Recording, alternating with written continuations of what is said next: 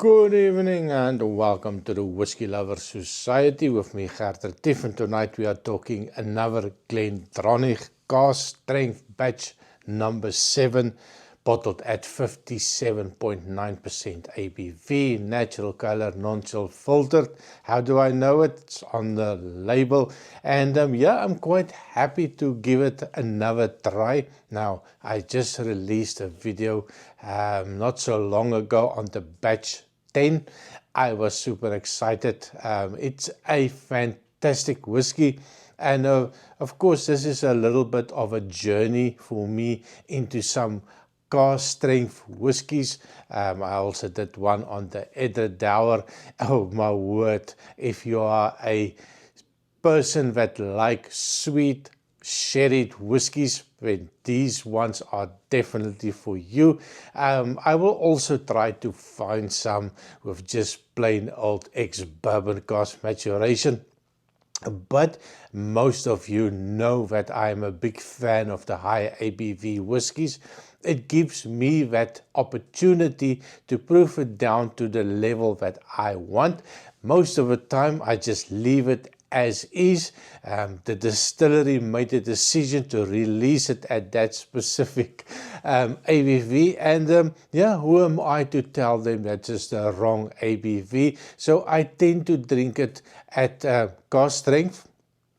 If I do add water, just a couple of drops just to release some of the flavors and aromas, but sometimes I do find that it might influence the taste, but on the nose it always distracts a little bit of that nice aromas that comes out. So yes, this is a single malt. It is from the Glendronach distillery. It is batch number 7. This is it, and I will also give a little bit of a comparison to the batch 10. Now, if you look at finding a batch 7, good luck with that.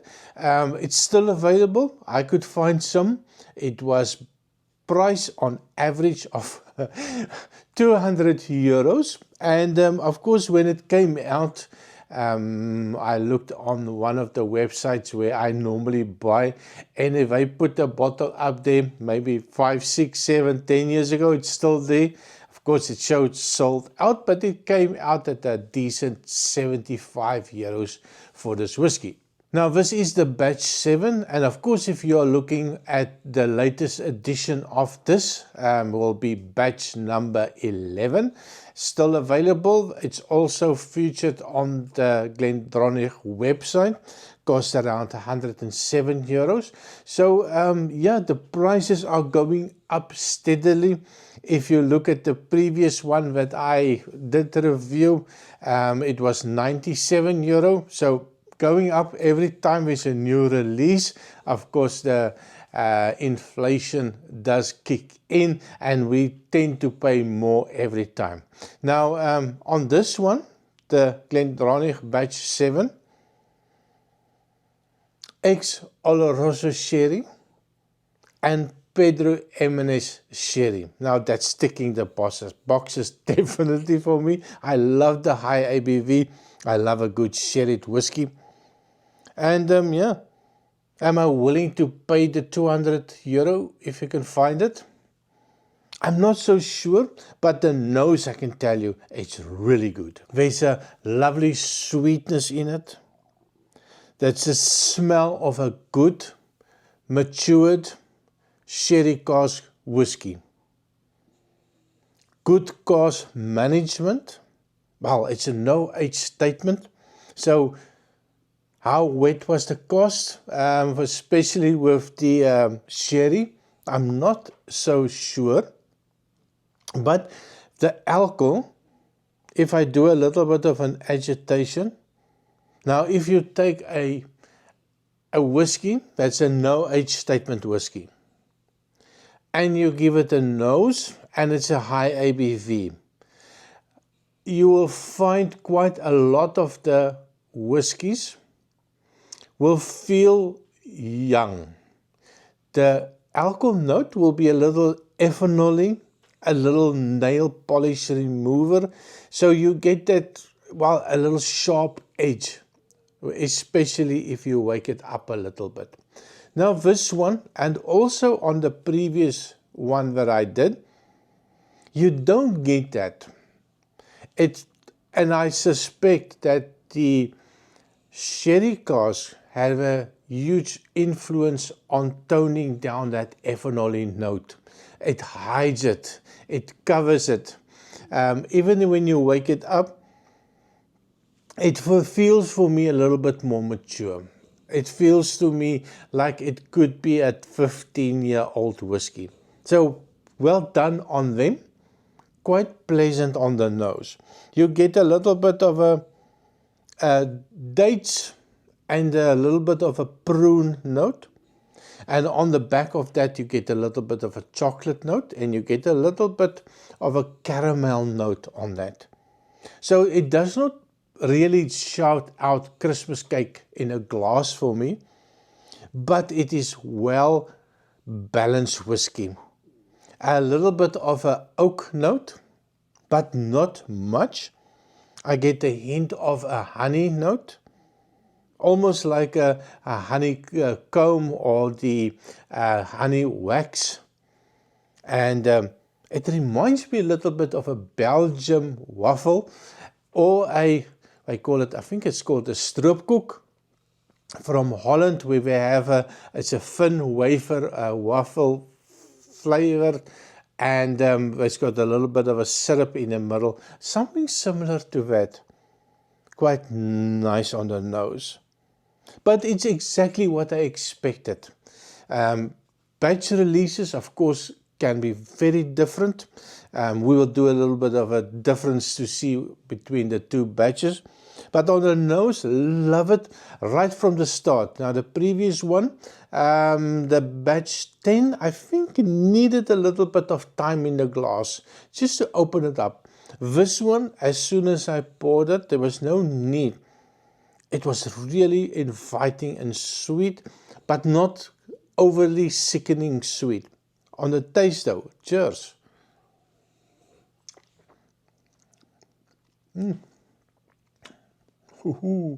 Now, on the taste, it's a different kettle of fish. It's very sweet on the taste. You get that alcohol burn, but then again, it's hot.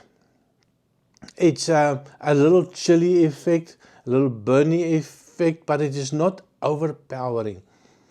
It feels like 46% ABV for me.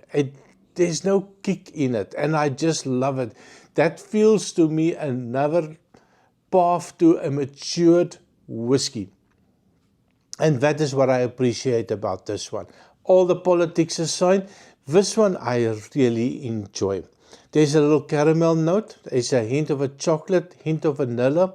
When I get raisins, sultanas, dates, prunes, and that little bit of a chocolate note on the taste, and a little bit of a honey note as well. So from nose to taste, quite similar, and a fantastic whiskey. One more try.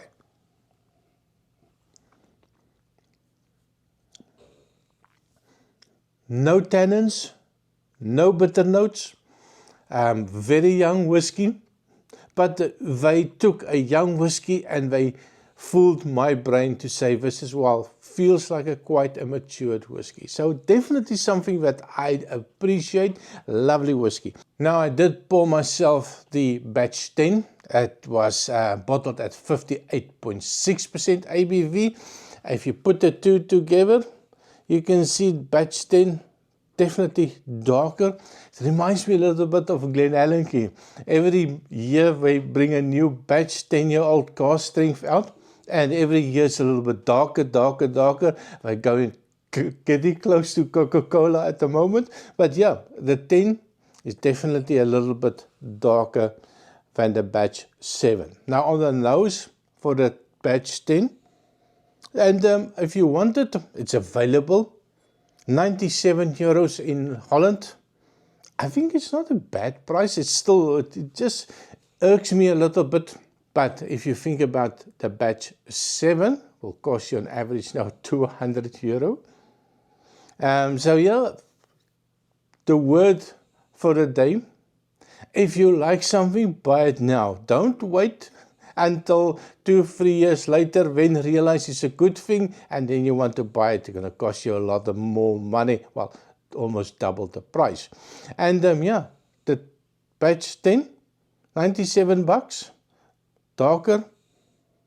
Definitely need a time in a glass. And during the video, I could smell the changes already. It's a little bit darker, with dark fruit. I will also leave a link at the end card if you want to see this review. But with a little bit of time in the glass, it changes dramatically, in fact. A little bit more darker, a little bit more dark fruity component. And it is so nice. I just want to give it a taste.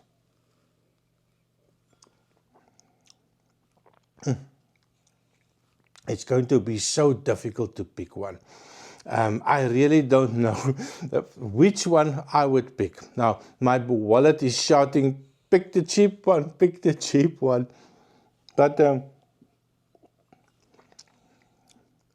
they are both equally fantastic. And I think from day to day, I might differ in which one I would pick. Definitely not adding water to this one. It's so much fun to drink it the way that they presented it to us. And yeah, both of them are lovely. So yeah, I am definitely not going to pick a winner. But today, I think the batch 7 is a little bit better for me. Tomorrow I might think different. So thank you very much for watching. Please remember to like, share and subscribe. Pick one. Batch number 7.